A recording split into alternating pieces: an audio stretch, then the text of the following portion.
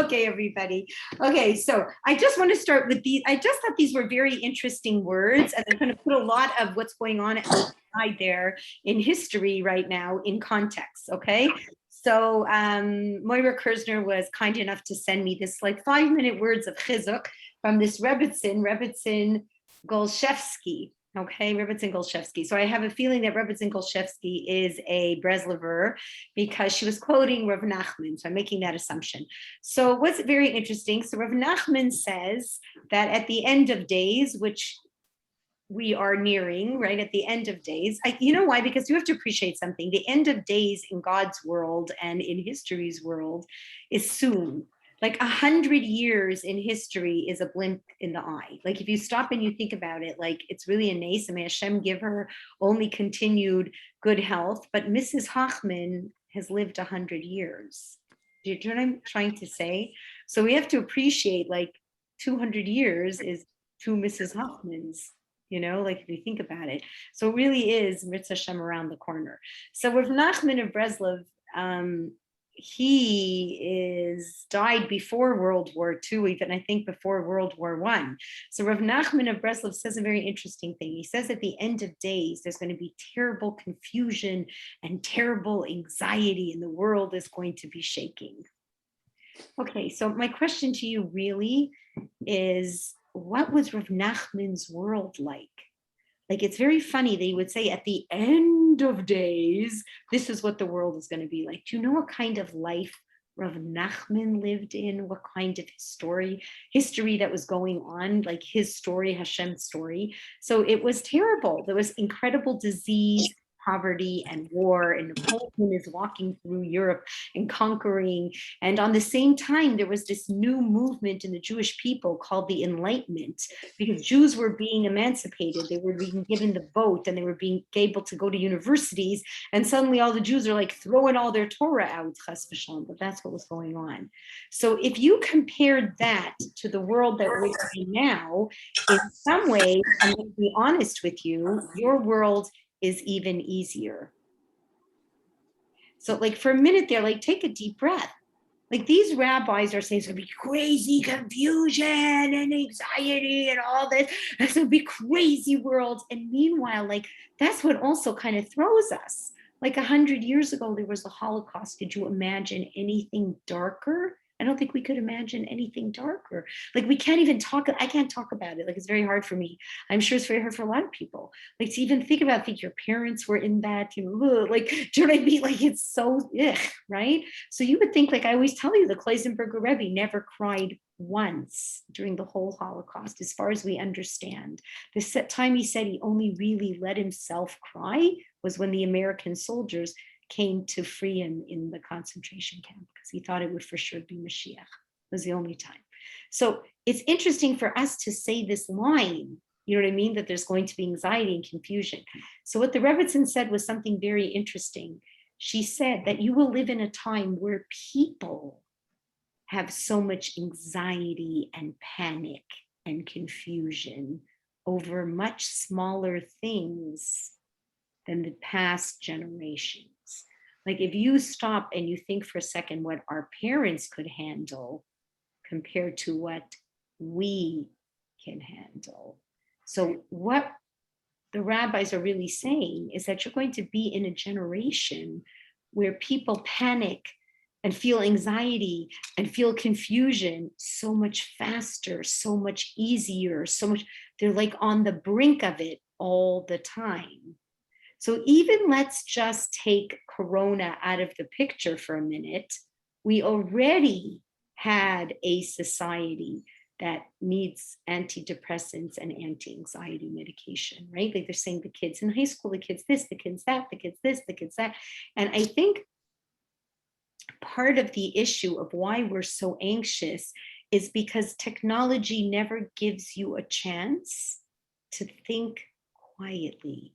Like without realizing it, like all this movement and this noise and this, like we're now becoming like almost addicted to the noise, like addicted to the movement and the this and the that and the next second and knowing everything. Like I was telling my husband, like it could have been hard in your shtibel, your shtetl that you lived in, but you didn't know this world of craziness.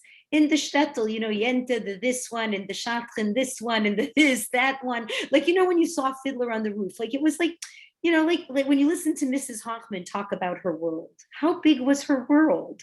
There were 10 Jews in the entire village, okay? Right? One shul, 10 Jews, the Bubi, the Zaidi, they all live together in one house. There's no like tumult. You know what I'm trying to say? Like the Torah tells you the more you have, the more daiga you have, the more worry you have. So we live in a generation that has so much. Like, for Mrs. Achman, if we were honest, I think she said, how much dresses did she own? 2? Okay. We go into our closet. I know I do it all the time. I find it so funny. I go into my closet. There's tons of stuff. And what do I say? And I bet you all say the same thing. I've got nothing to wear. I've got nothing to wear. Okay. And then you end up always wearing the same 3 outfits. You have like 100 outfits. I've got nothing to wear. So as I'm trying to say, like, I've got nothing to wear. And then we go to the store and we buy it and then we return it. And then we this it. Like, could you imagine? Like in those days, you had one outfit finished. We have like 20 outfits and then we return them. We this them. We have to mend them. We have to send them to the dry cleaner. We have to, and then they get out of style. Then she has the same dress. And then this one's, okay. On every front, right? On every front, right? So everything is so much more.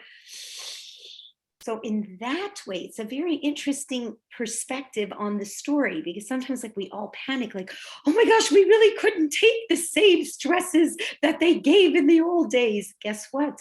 Hashem doesn't even have to give us that much more stress. We're already stressed out just because we don't have anything to wear. Do you know what I'm trying to say? You are already feeling that level of angst. You already in your like, oh my gosh, like panic mode. You have to keep saying ein od milvado for every little thing. You do you know what I'm saying? Like every minute we're having to go, oh my gosh, okay, it's all good, it's all good. Shem, you love me, it's all good. Like for every little panic, because we're forever feeling panic, we're forever feeling anxiety, we're forever feeling all this. Okay. So it doesn't mean that Hashem Chalila has to up the ante. Do you know what I mean? It doesn't mean the world has to fall apart and blow up and all these horrible, predictions that everybody thinks is going to happen. It doesn't have to be any of that. We all already have enough angst and enough anxiety to fill 2 cups, right? So now what we have to do with it is use it wisely. If it's there and it's in the environment, then we need to stop and we need to think. Okay, so we need to tune in to what we're doing right now, learning as much as we can about Amuna, and we need to stop and think.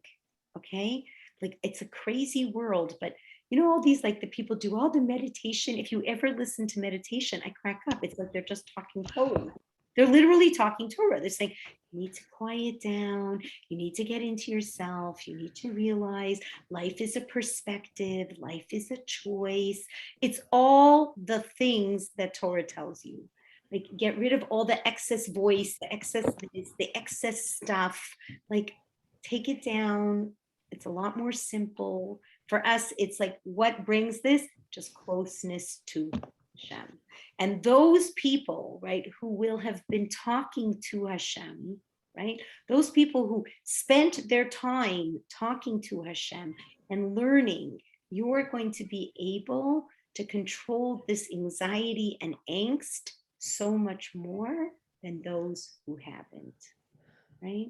They have nowhere to go. After a while, the anxiety meds wear off. Okay, you have to keep taking more and more and more and more and more. So we need to be able to use the Amuna package with us. So I thought that there was something very wise in her understanding of it. Doesn't mean that things have to get worse. It doesn't mean that. It's our ability to cope that's getting worse. And what we have to do now is get back into restart. That's a good word. We have to restart, refresh, right? And we have to use this concept of one speaking to Hashem 24/7. So I want to tell you something. Sometimes the way you speak about Hashem and the way you speak to Hashem gives you chizuk. So it's not always that God has to show you all these like incredible stories in your life, which are beautiful and wonderful, and you want to look for them, but you can inspire yourself. Okay. So today I'm like going all over looking for ideas for this class, and I came upon this, Rabbi Arush and Rabbi Brody, also Breslovers. Anybody know who I'm talking about? Okay, Rabbi Arush and Rabbi Brody. So they have Rabbi Arush is about to speak, and he's going to speak about Emunah. So he gets up onto the podium. I'm telling you, he is the emoji for smiley rabbi. Okay, like. Have to have an emoji for smiley rabbi, it's him. Okay, I never saw anybody smiling and laughing, and he couldn't stop. So he gets up to the podium, very interesting. And you know what's the first thing most rabbis will say? Okay, what's anybody who gets up, the first words that come out of their mouth are usually what? Come on, somebody unmute. What is it? Nice to see you. Or nice to see you, and Baruch Hashem. Maybe. Baruch Hashem, and thank you. Thank Right? you. Always like, thank you to the host, and thank you to this, and thank you to that. Okay, so he does that, and then he doesn't stop. Then he goes, and thank Hashem. He goes, thank Hashem for bringing me here. Thank Hashem for the hostess who took care of me. Thank this, thank that. And then he goes, and thank Hashem for the electricity in the room. And everyone's like, what? And then he goes, and thank Hashem for the air conditioning that's in the room. And thank Hashem for the chairs. And thank Hashem for the ceiling. And thank Hashem. And you could see like the audience is laughing. They're all starting to laugh. Right? And he goes, I know you think this is really funny, right? And like in one way, imagine if you came on and for 10 minutes, I'm just going, and thank this, and thank for the clock, and thank for Zoom, and thank for this, and thank Hashem this, and thank Hashem that. Like after a while, you don't know where to put yourself. So people were like starting to laugh. When you have that laugh that's kind of a laugh and a cry all at the same time? Why? Why were they laughing? And he kept saying, you're going to keep on laughing because I'm going to keep on thanking. Like he didn't stop. So what was it? What was it that thanking made everybody laugh and kind of cry at the same time? Because there was so much. Oh, so many beautiful ideas at once. We have to, I guess, raise our hand. Baruch Hashem, Barb. There was so much gratitude. I was at one of those lectures, and I thought this is so weird. And when I got up and I left, I felt like I was like on a tranquilizer or something. I was like, I don't even know what he said, but I just felt like, oh my God, it was so beautiful. Right. I had that experience. It was beautiful. Because I'm so glad you said it, because it was such an interesting point. Because here's what I want to tell you. When you want to feel Hashem, right? Like sometimes you want to talk to him and you really want to feel he's in your life. Like you really want to feel, you know what? Hashem is here with me. And sometimes you're like, oh, come on, please give me this, give me that. I'm all mixed up, cuckoo. I need your help. And I don't really feel a lot of relief necessarily. This is a way to really feel relief. Because when you finally, like it makes you kind of feel like, whoa, if I would only stop and really say, thank you, thank you, thank you, thank you, thank you, thank you, thank you, thank you. The more I realize, you know what? I'm not even realizing how much Hashem is in my life. Like the challenge sometimes is just making us get all anxious and worried, and all we could see is what we don't have, right? But this idea of just sitting back and let's not look at any dark for a second. Let's just thank. You suddenly get this feeling. That's what you were saying. It's like a tranquilizer, because you suddenly feel what? You're not alone and you're protected and Hashem is there. And maybe my angst and my craziness is a little too crazy. It's out of proportion to what really is in my life.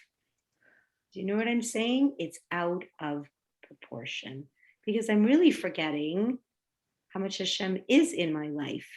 And I really kind of admired it because most of the time, you get up there, you want to speak, you feel like you got to get to the point, you got to keep everybody awake, you know what I mean? And this rabbi was, no, I'm trying to teach you something here. Do you know what I mean? And even if it's going to take 20 minutes of you hearing that, and thank Hashem that I have my fingernails, and thank Hashem that I'm wearing my shoes. Like, you're going, okay, Rabbi, turn the page. For a minute there, you start thinking you're laughing, and then you finally go, boing, I get the point, So this is another important thing with Amunah, right? Another thing with Amunah is like not ein od milvado, just good old-fashioned gratitude, like to lay down, like quietly, like that meditation concept. I forgot what it's called. Like yoga has a fancy word for this. What's it? Aishwanga or something? Does anybody do yoga? You could tell me. What is? Yeah, when they ask you to lay down and what's it called? You just lay down on. Yeah, say it again because I really want to write it down. Shavasana, it's the corpse pose. Yes. So it's verse, say the first few things. The Anna part, what's the first part? What is it? Shavasana. Savasana. Okay, so I'm going to tell you something because a corpse pose sounds so what? Like when I tell you do a corpse pose, like that sounds to me like, like I don't want to be a corpse. I don't want to throw up. Like I'm not here. So the corpse pose is it says the old should die. That's what Davasana means. Okay, the old should die. So what old am I talking about? I'm not talking about old as in an older person. I'm talking about old habits, old thoughts, and old garbage. Okay, old anxiety, old this and old that's holding you back. So you lay down and you let that stuff disappear, right? And instead, what we should be doing is like what Hashem is telling, what the Torah is telling you, what everyone is telling you, like fill yourself with this concept of gratitude, and it will soothe so much of this anxious feeling that we're having, and that we have to appreciate that this is prophetic. It's not what's happening to us now in history, and the way that we're reacting and the way that we're all living is all in Torah. Torah told you in the end of days, this will fall upon you. So it's interesting. It does not mean, again, that the bigger destruction, worse than World War II, chas v'shalom. Like, do you know what I mean? It's just the way that we're coping, right? That we're all feeling just too overwhelmed and too anxious and to this and to that, right? And so we just have to take it back. And that's the reality. Because if anything, in Rav Nachman's time, it was so much worse. Do you know what I'm saying?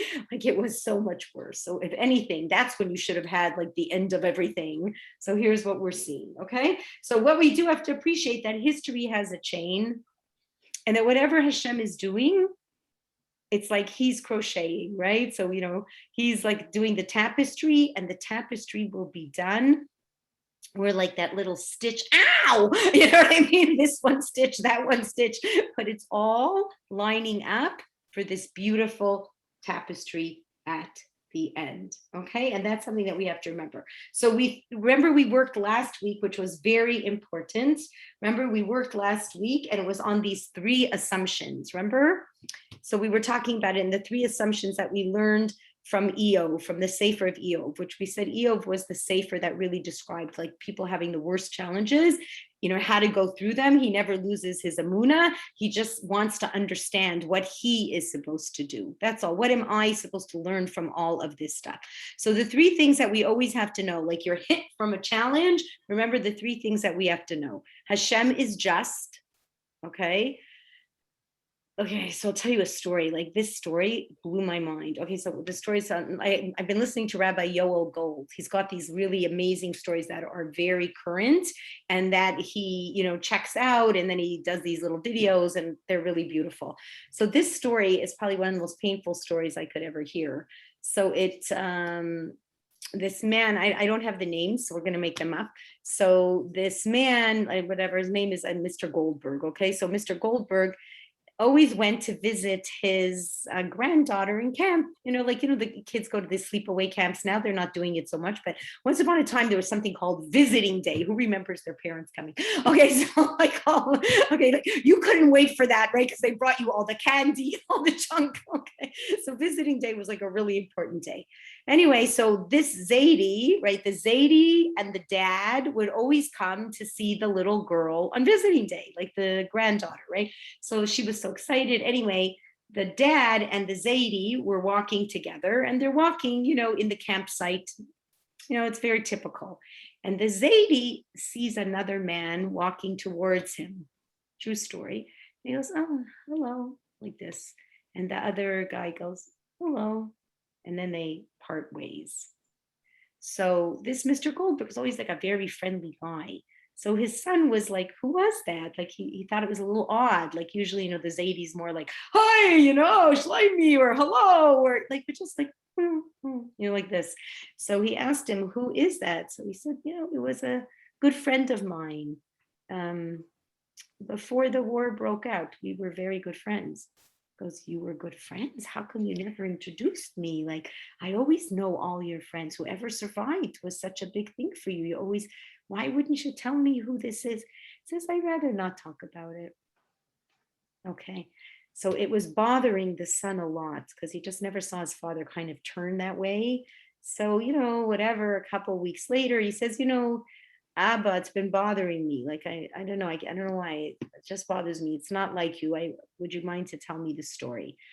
So he says, "Listen, these were very, very terrible times, right? Terrible, terrible times. And this was my chavrusa in yeshiva. We were best friends.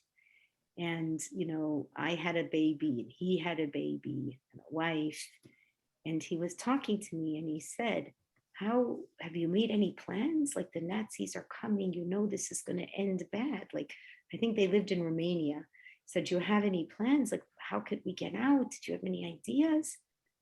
So he said, "Yes, honestly, I do." He goes, "You do?" He goes, "Yeah, I was able to secure passports.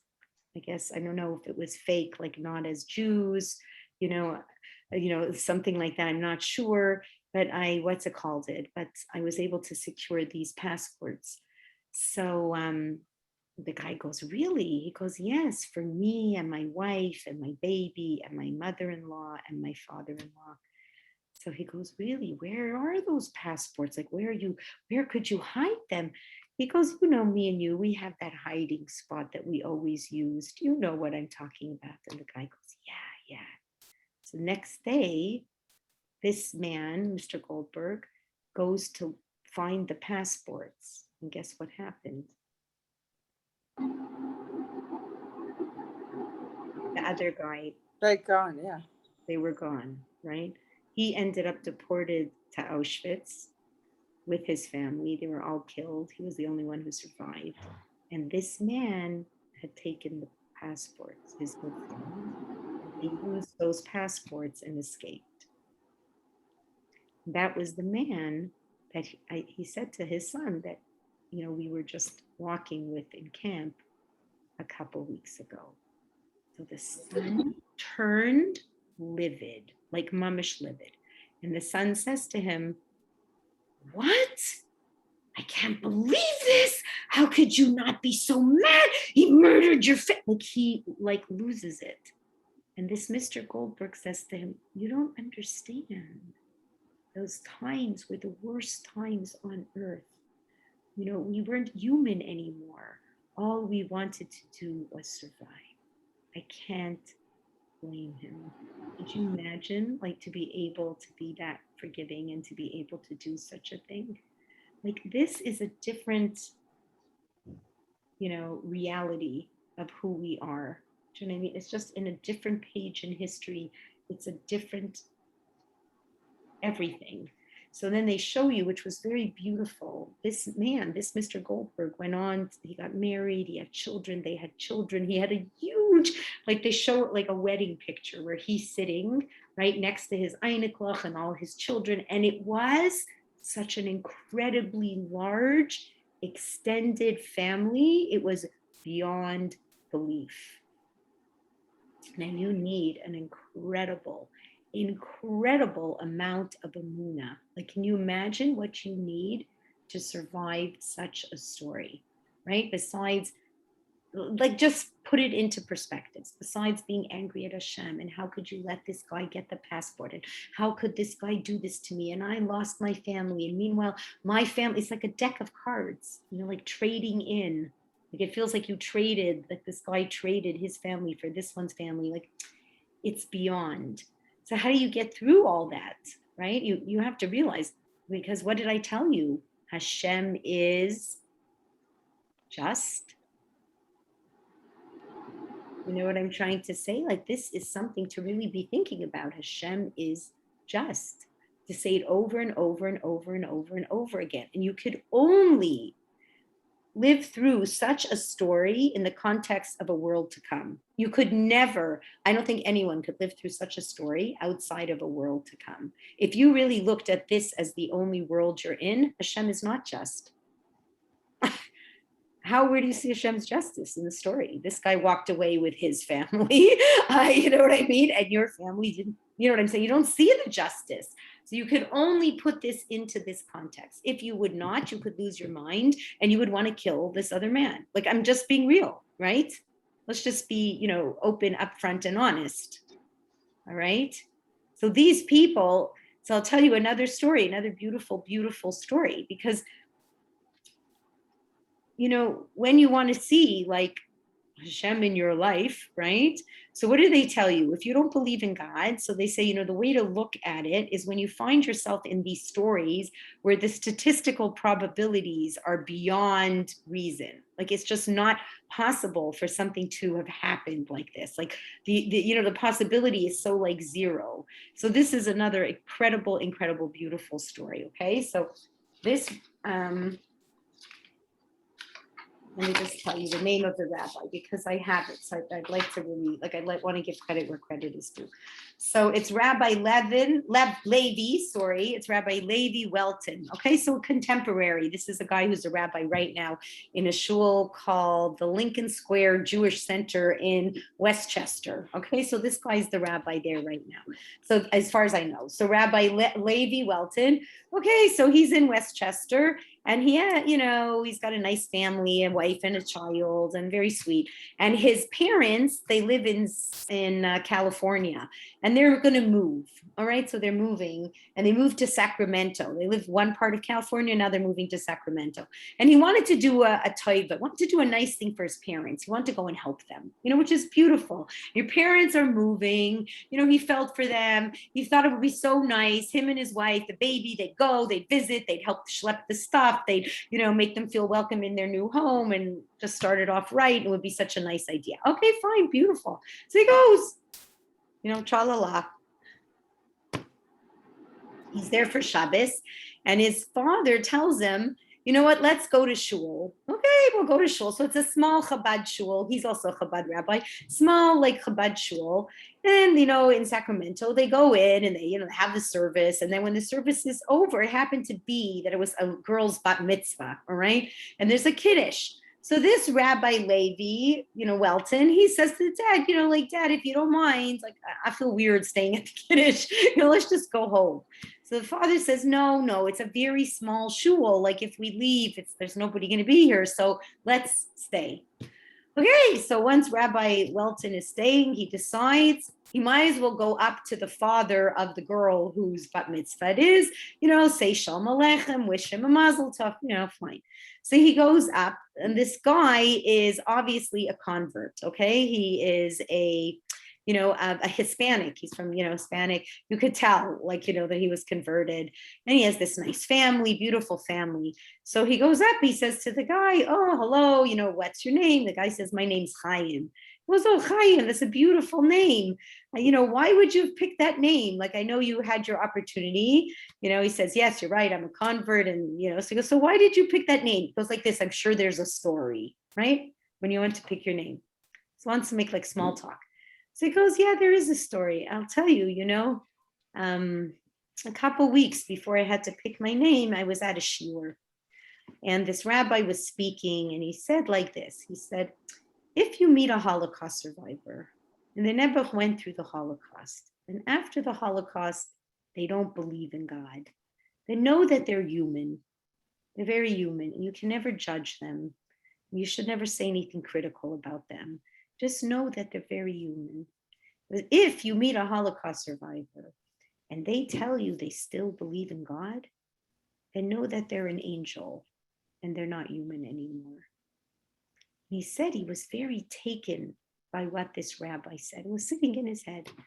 Ended up, he, a couple weeks later, he was in Westchester in a shul called the Lincoln Park Shul. Okay, so that rabbi's going, what? He goes, yeah, I was in Westchester. Like, these two people have never met each other. He says, I was in Westchester in the shul called the Lincoln Park Shul. I went in for Friday night services. I was still on my journey. I wasn't converted 100% yet. And we were dancing in a big circle. It was so moving. It really was beautiful. He said, in one hand, I was holding a rabbi's hand. And in the other was this nice gentleman, a beautiful smile. I could see he was full of joy. And I looked down on his arm and I saw he had numbers on his arm. And I realized, oh, this is a Holocaust survivor. So I'm dancing with an angel. So I turned to the man and I said, excuse me, what's your name? I said, my name is Chaim. He said, oh, that's a beautiful name. And then later, when I was converted, whatever it was, a month or two later, when they asked me what name, I said, I want the name Chaim because I want to live the legacy of that man, that I could sacrifice and I could still believe in Hashem. Like no matter what happens, I want that name, Chaim. I want to carry his values. I want to carry his strength. It's a really beautiful way he expressed himself to this rabbi. So then the rabbi, he couldn't believe it. The rabbi says to him, by any chance, is this guy's name Chaim Grossman? And the guy's eyes are like, what? Like, how do you know? He couldn't believe it. He just couldn't believe it. Because like, what? How do you know? So he goes, well, I'm the rabbi now of the Lincoln Park Jewish Center in Westchester. Could you imagine such a story? I'm the rabbi now of this, in the Jewish, in this shul. And Chaim is still alive. And the guy burst out crying. He said, I can't believe it. I can't believe it. Like I would never, I just don't believe that. He goes, yes, it's the truth. Okay. And when Shabbos is over, I am taking a picture of you and me together, and we're going to blow this picture up. And I am taking it with me back home to shul. And I'm going to tell this Chaim Grossman that you named yourself after him and his legacy and what he brought to this world. Okay. So that night he takes a picture and he sends an email to the president of the shul. And he says to the president, send out to every single member of the shul that they have to come to shul this Shabbos, because I have a Shabbos drush that they will have never heard in their whole life. Okay, this is going to be the surprise of surprises. Okay, great. So Shabbos comes around, and what happens? He gets up, to the podium, and he says, this happens to be the parsha called Shemos. What does Shemos mean? Names. So he says, the Jewish people were very strong. They were very special. They suffered so much in Egypt. But no matter what, they had Emunah and Hashem. They never gave up their Jewish names. So he said, in our congregation, we have someone who suffered a modern day Mitzrayim, a modern day Egypt. He survived the Holocaust, and his name is Chaim. I want you to see, and then he shows the picture of the Chaim Valencia, the one who was the ger, right?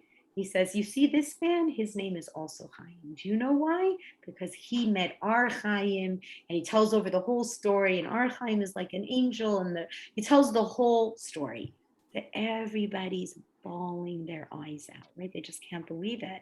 And they call Chaim up, and he comes up and he thanks them, and everybody's clapping, and he gives everybody in the shul an incredible bracha.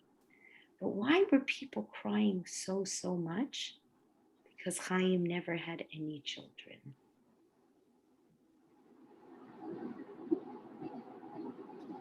An unbelievable story.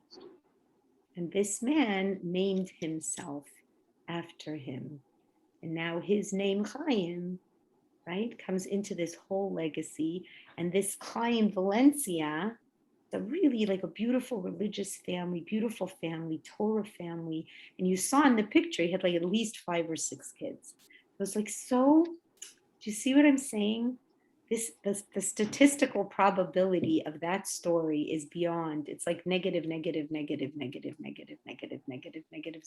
Like, I'm being honest that this rabbi from from Westchester should be in Sacramento to be in that little shul when he really wanted to go home, to go up to the father who ended up being a convert, who ended up being in like, if you put the whole story together, it's like, are you kidding me? Who happened to go to a shiur, who happened to have a rabbi, who happened to say the person who survives the Holocaust with a smile and Amuna is the person.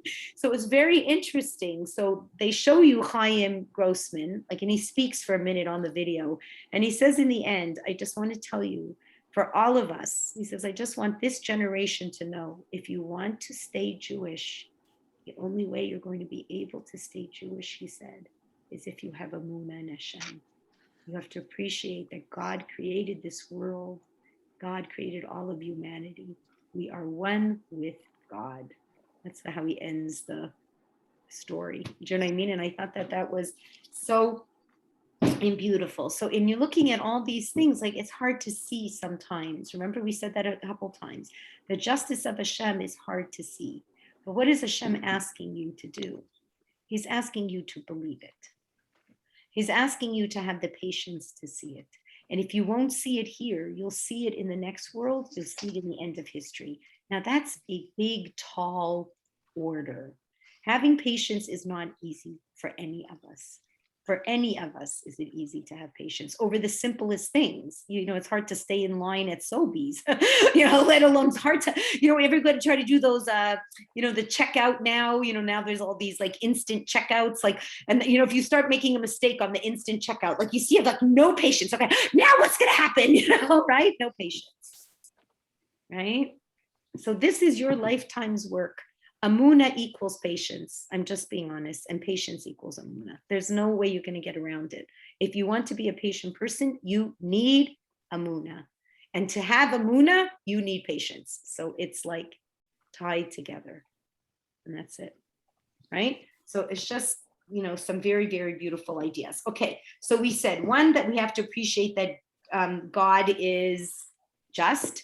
2, we have to appreciate that God was all powerful. Whatever is happening because of God. Okay. And 3, that you can still be good, and not you can still be good, wrong. Because you are good, you are challenged. Because you are good, you have to pay the consequences. Okay. So everybody realize that. It's not because I'm bad. It's privilege. Like, I know this is going to be nuts, but they actually tell you, you have to be privileged to go to Gehenna. Whoa, okay, what does that mean? That I am telling you right now, you have to be privileged to be able to go to Hell. Okay, why? Why do you have to be privileged? What's the privilege of being directed? You've lived that hell life. Say that again, sorry? For me? Yeah. You've lived a life of hell. So it's like, you deserve it now. Okay, so you deserve it. I don't know. In some ways, you should know. If you accepted Hashem through that hell, you 100% do. But I'm saying in general, like, we don't appreciate this. As a parent, Jody, what do you want to say?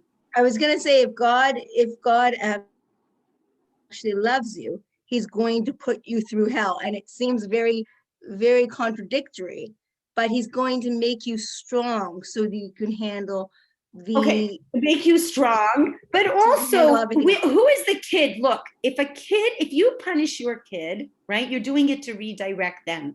But some kids are so terrible that can't punish them anymore. There's nothing you can do. So what do you have to do? You kick them out of the house. And you know what you say? Good luck. And that's what I mean by you have to be privileged. In other words, I have to see in you that I can work with you. But sometimes you can turn to such a point that forget it. There's nothing to work with anymore. There's nothing I can do. You've hit rock bottom to a point that I can't influence you anymore. You're gone. There's nothing I can do. So sometimes when people are so like they don't care about Hashem at all, they pass on. God says, hi, Anochi Hashem Elokecha, Asher Hotzeisicha Eretz Mitzrayim, and unfortunately, you never looked me in the eye. You never believed I existed. You never anything. So you're right. The end is the end. Do you see what I'm trying to say? But you come to Hashem and Hashem says, you know what, honey bunny, you were amazing. You tried. You were a work in progress. But there's some things that we got to correct. You want to live in this world to come. You want to be in this olam hanishamos. I want you to enjoy it for eternity. So you know what? You're going to go to rehab, right? For 11 months, I'm putting you into rehab.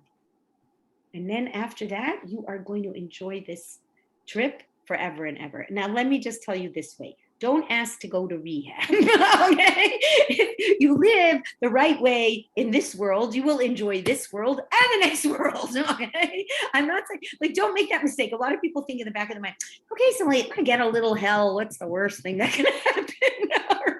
We're not looking at it that way, okay? I'll get into trouble. I get kicked out. I take my license away. I'll buy, that's not the way we operate. We operate trying to say, I want to be the best that I can be.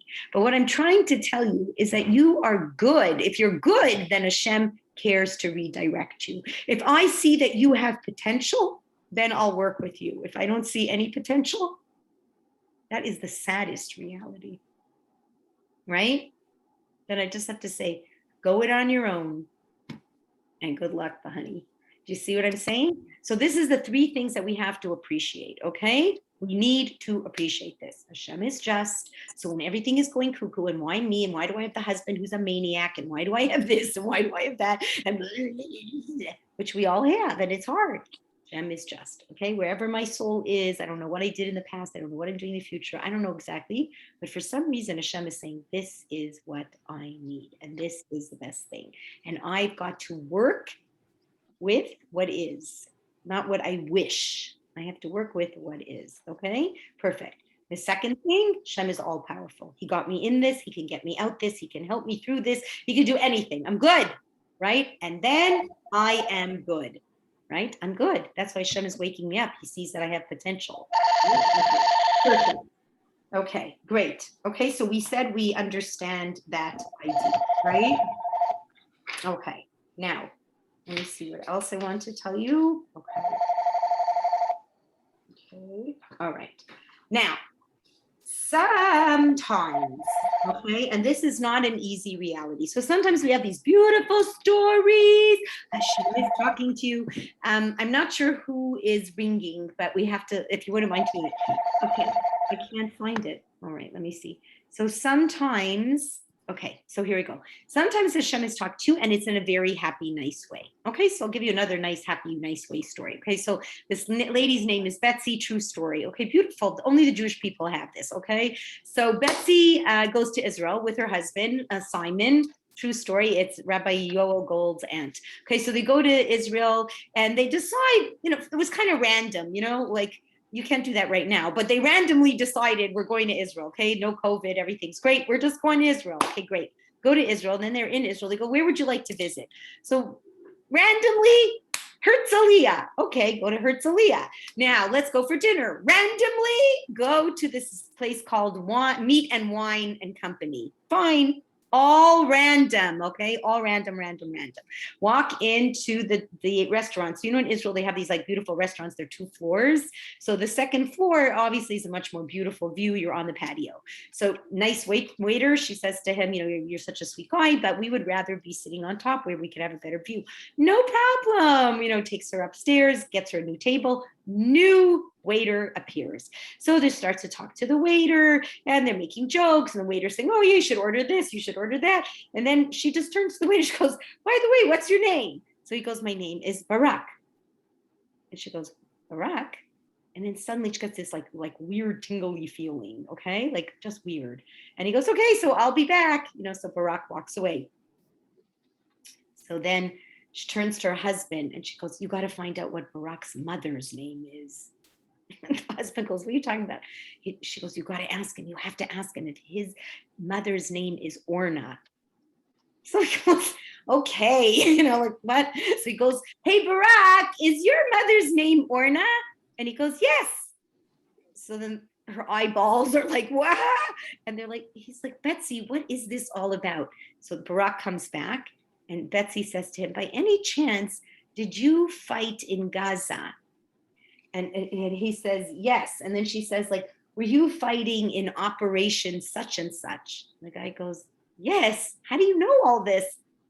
And she goes, I've been praying for you for over a year. And he says, what are you talking about? So she said a year ago, before this whole operation in Gaza happened, like, I don't know where this is, but if anyone finds it, tell me. There's a phone number you can call to pray for soldiers in Israel. You know how they have all the Jewish people have these beautiful things like daven for me and daven for you and the challah bake number and you pray for couples and you like, could you imagine? I mean, who is like the Jewish people? So there was a phone number during this operation of all this lists, random lists of soldiers, okay? And she got this name, Barak ben Orna. So she turns to him and she says, I've been davening for you. I called up this place, Barak ben Orna, and he's totally flabbergasted. He's like, I can't believe it. Because I came home safe and I can't believe that you were praying for me for a year. You didn't even know me. She goes, no, it's like all one family. And I was praying for the whole year. And then she goes, but I got to tell you something more, Barak. And he goes, what? She goes, 2 weeks ago, before I came to Israel, I always have your name on my kitchen cupboard, okay? I have a bunch of these names of people I daven for. I keep it on my kitchen cupboard so I'll remember. And 2 weeks ago, I was staring at your name and I said, Hashem, I've been davening for Barak ben Orna for over a year. I don't know how he is. Like, is he good? Is he safe? Is it finished? What's happening to this Barak ben Orna? Hashem, I know this is crazy, but if there's any way to let me know, let me know. So she said this to this Barak, and she gives him they exchange emails and all this kind of stuff. And then a couple days later, he emails her and he said, now we heard that story and how you davened for me and how Hashem put us together. He said, I haven't put on tefillin for years, but I realized there's a God watching over me, and I put my tefillin on now every day. Isn't that a gorgeous story? Like such a beautiful story. Like all of these stories are so powerful and they really resonate in your heart. And I think all of us have had them. You know, they're not unusual just to Barak ben Orna and Betsy. They're all part of our lives. But they're all here to show you, you know what I mean? The reality. First of all, it's a beautiful story because, you know, here she davened, right? And, you know, you see everything, like the statistical probabilities of that, like everything was random, and really nothing was random. So sometimes Hashem will talk to you in that way. And you'll have these beautiful things happen in your life. But sometimes, which is hard for us, and I think this part is hard, like there is a part in the Torah, there really is, that tells you when you are suffering that you really have to do a cheshbon hanefesh. What's a cheshbon hanefesh mean? You have to really check yourself. You have to really look like anything that's happening to me that seems, and this is the way you can trace where it's coming. Okay, so like that's kind of a hard thing for me to tell you. Okay, you're getting these like problems, and now I want you to sit there and go, okay, I got a problem, so what did I do wrong? So the way you can figure out, this is what the Torah tells you. If you want to check if there's a correlation, is this more than just a challenge? Is this more than I'm really good and God's saying, you did great, you picked up 8 pounds, go for it, girl, you're going to pick up 10 now, Is it that, or is it, did I do something wrong? So what helps you know is if this suffering or punishment, so to speak, or redirection or consequence, or whatever word you want to use that you feel comfortable with, right, has a connection to the thing that you did. So for instance, you betrayed someone, okay? And now what goes around, honestly, comes around, all right? You were, but this is a true story. Okay, so this rabbi, he's collecting money for this family that was in incredible need. It was like a life and death story. And he went over to this businessman. He said, look, I know you, we're friends. This is a serious story. This family is in terrible need. We need $400 from you. And the guy said to the rabbi, Rabbi, no, you're going to have to find someone else. The rabbi was really surprised. Later on, the businessman was thinking, I don't know if I should have really done that, but okay, whatever, I did it, and that's the end of it. Next morning, gets to the office. Randomly, there's like some weird inspection from the fire department that usually never, ever happens. And guess what the fine was for? What was the fine for? Exactly $400. Okay, so the guy goes to the rabbi the next day, and he says, Rabbi, I should have given you the money. Because that's what the Torah will tell you sometimes. If you don't use your money wisely, like you find yourself losing money sometimes, it's because you didn't do your miser. You got to sit down and say, okay, I just got a fine for this. Like, does this correlate to anything? And then you start thinking, okay, obviously this is a sign of something that had to do with money. Okay, maybe I promised I was going to give charity. And then you start thinking about it and right?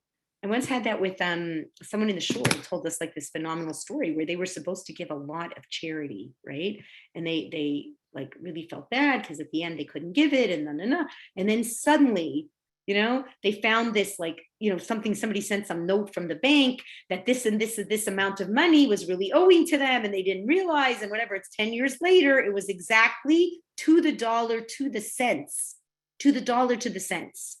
Like, like you wanted to give $583.64 to charity, and suddenly this thing comes in from the bank. We had just found, $483.63. So could you put that together? What's that called? Mida keneged mida, measure for measure. So sometimes God is talking to you, measure for measure. And guess who has to listen? You. Okay? So that's probably one of the hardest things for us to do. It's really hard for us to stop for a second and think, you know what? Maybe I was rude. Maybe I was kind of creepy. Maybe that's why this is happening. It's not fun to have to introspect, but the Torah is telling you, you need to do it. When you see these things happening, right? And if you can put 1 + 1 together, then then you can say, okay, wait, right? So sometimes the area that you're getting a little bit of this awakening, it's good to take a look at that area and see, did I do something wrong in that area? Now, what about if you don't find anything? What about if you don't find anything, right? Like say you're really checking, going, no, I don't do those kind of things. Like I don't talk badly about people, and look, everybody's talking badly. And it could be you sincerely don't. So now what is this? It's just a test. I was going to say, what if you do something right and things are happening also? Exactly. Okay, so I'm glad you said that, Barb. So then we have to realize that things are a test. Now, what is the most important part of a test? Okay, so, she says it beautifully, Lori Platnick. So a test is hard, okay? Like, it's hard. That's what you wonder, like, why are you giving this test? The test is hard. A test does not mean something that you for sure are going to pass. That's why a lot of times, that's what I always tell people, you'll say, yeah, I'll do the mitzvah. I'm going to do the carpool for you, Mrs. Smiley. I love it. I know you really need it. I'm here for you. Yes. Then you get into your car and a snowstorm comes out. Your window wiper breaks. You have a hole in your boots. You can't find, you go to pick up the kid and the parents didn't even bother to tell you they're not coming to school today. You know what I mean? That's the test. That's your muscle, because you volunteering, hello, I'll do the carpool, comes very naturally because you, Baruch Hashem, have a beautiful heart. No big deal. So now comes the test. So these are really important things, because a lot of times when things are happening to us, all we want is them to be over. We don't even want to think about them. We just want to get rid of them. We just want to call somebody and say, okay, fix it. And that's all we want. But Hashem is saying, no, this isn't about anyone else fixing anything. You need to fix it. You can ask people, they can give you some advice, they can maybe sort out the issue, but only you down deep really hear the neshama going, you. Okay. Something's awry. Okay. Either you have to work. Yeah. Okay, Barb, you have to unmute, Barb. Barb, you got to unmute, sweetie. You're muted. I heard it this morning. It says when you always say, I'm going through this. How about saying, I'm growing through this? Oh, that's beautiful. Okay, So that's a beautiful idea. That was amazing, okay? Yeah. Those little things are very helpful, because in the end, I'm just going to tell you, the only way you are ever going to pass any of this stuff and really have Emunah is going to be what Barb said. It's the way you talk to yourself. And that's what David Melch said. Hemanti ke'adaber. And when you're not feeling Emunah, you fake it till you make it, and you talk yourself till you're blue in the face. And then it will help you turn the page. And so that's what it is. It's not I'm going, I'm growing. That was a great idea.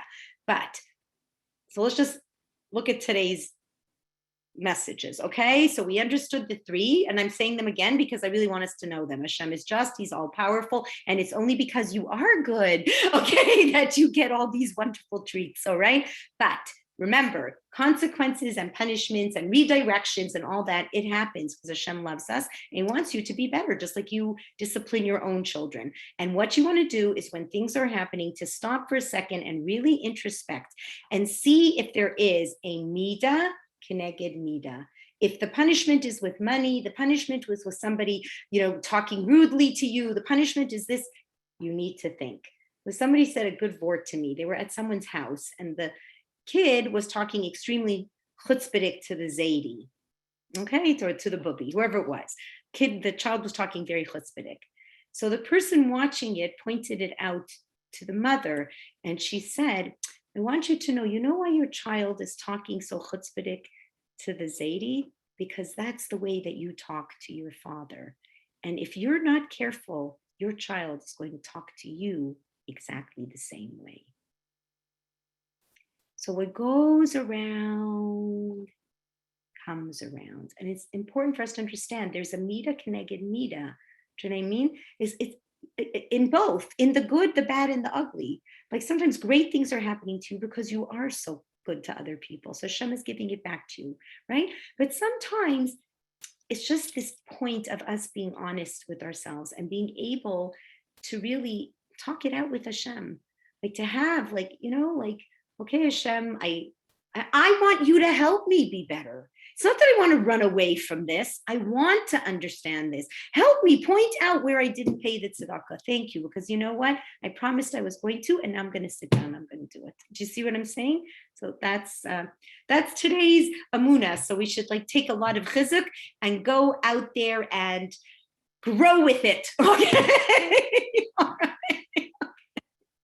Okay, right? So Mitzvah Shem tomorrow, and then we have the thank you prayer. Okay, so everyone, I love you so much, and I so appreciate that you came, especially since I gave you about 15 minutes notice.